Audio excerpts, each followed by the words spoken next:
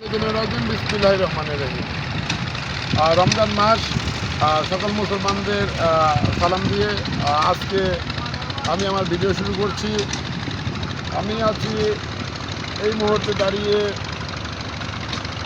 ঝিনাইদহ এবং শ্রীবুদ্ধি সীমান্তবর্তী ব্রিজের ওপাশ, শ্রীবুদ্ধি এপাশ ঝিনাইদহ তাওয়াকোটা ভালো মহলে।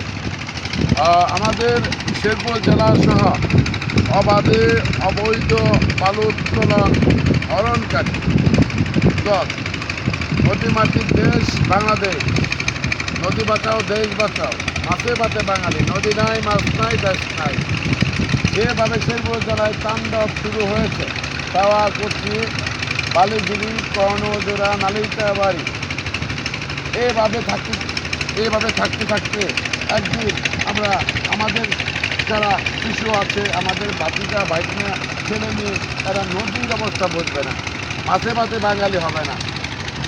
আমি দৃষ্টি আকর্ষণ করছি আমাদের শেরপুর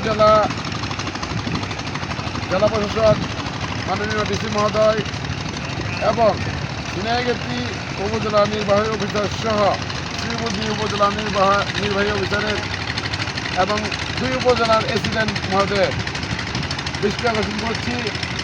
দেশ রক্ষার কাজে আপনারা মোবাইল পরিচালনা করেন, আপনারা দেশের একজন সেবক, আপনারা নদী বাঁচান, দেশ বাঁচান, শেরপুর জেলাকে বাঁচান।